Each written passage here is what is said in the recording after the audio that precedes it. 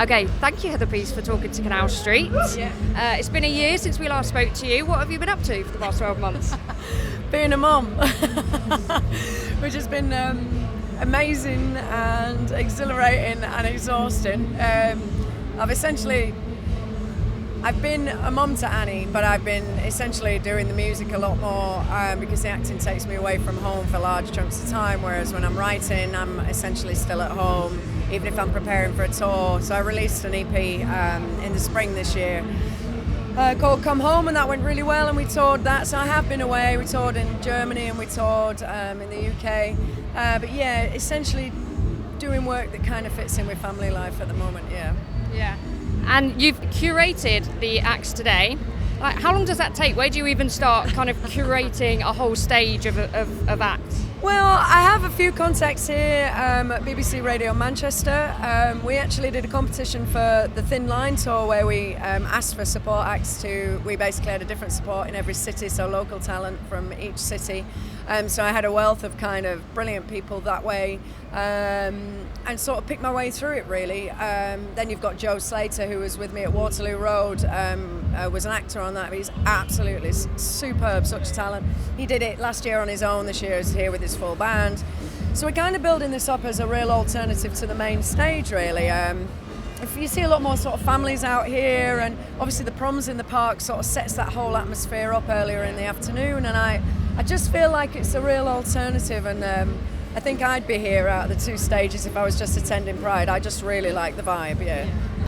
I was talking to my wife and it was so lovely, I was so nervous, and she went, "You forget Manchester is your people. This is like the nicest gig for you."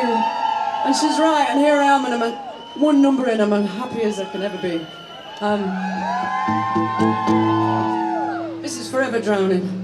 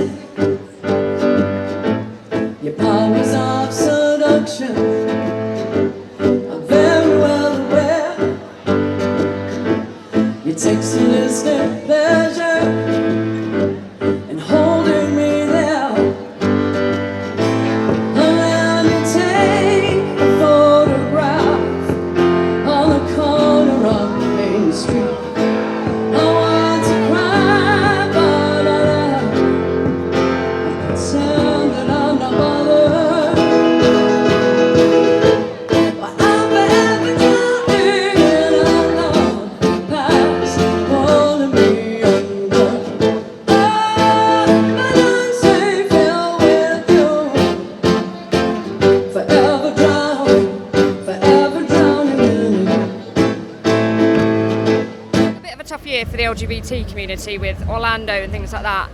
Do you think it's affected the way that we are celebrating Pride this year? I think perhaps there's a few more political messages, people want to say something about it, yeah, definitely. I think in general in society things have felt very divisive. I played at London Pride in Trafalgar Square the day after Brexit, you know, and I was a very vocal Remain campaigner, you know, but the fact was that having Pride the day after that, it was about coming together, like regardless of which way you voted. It felt very emotionally charged that day for the first time in a long time, because I don't know whether we're entering like a political era. Well, it is a political era like nothing I've ever known in my lifetime. And I think quite often that happens when there has been huge leaps forward. I'm not saying it's down to equal marriage or anything like that, but when things are so progressive, there's always something that tries to pull it back. You know, with whether, you know, Trump in America and the way things happened here, you know. So I think people need Pride for feeling like they're together, you know, feeling a sense of unity. So maybe it has gone a little bit more political again. Yeah. We're quite emotional about stuff, aren't we? You know, I am. Absolutely. And you're kind of like a Pride veteran now, really, aren't you? Yes. How many times have you been to Pride, do you think? Well, I've been every year since I was 19 to some Pride or other, but I've certainly been a patron here at Manchester for I was doing Macbeth at the Royal Exchange when Jackie Crozier first invited me. That was when I wasn't even out. I remember saying, "How did they know I'm gay?" How things move forward, you know. But that's where we're at. So that must have been 8 years, 9 years. I don't know actually. It was way before I did lip service. Yeah. And then it kind of really kicked off, didn't it? Really? Yeah. I don't know what I was afraid of, to be honest. I've had an absolute blast. Yeah.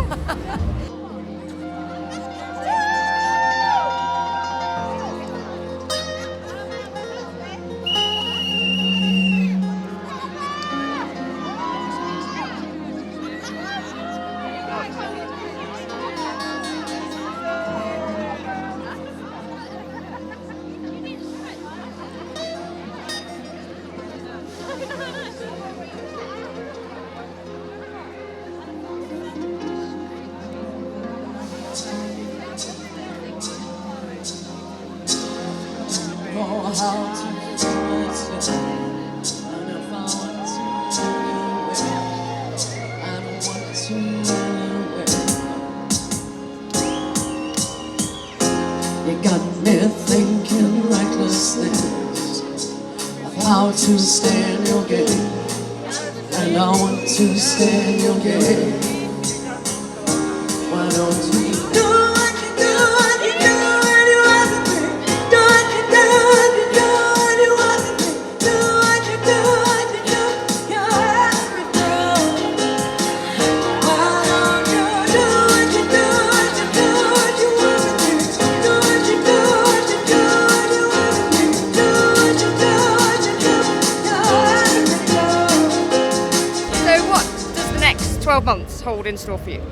I'm going back doing a little bit of filming in October for something. I've got a couple of other bits coming out. I'm back to writing again now, because once you've done a new release, it takes a little while to shake that off and go back into seriously sitting down and going through writer's block and starting again.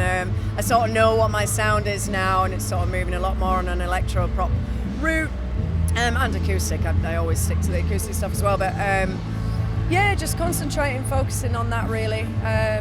But yeah, the agent's at work. There's a few things that might be happening. We'll see. Well, that sounds very intriguing. Look forward to hearing more. So last question, the theme of Pride this year is fairy tales. So what fairy tale character would you most like to be? Fairy tale character. You've really caught me off guard there.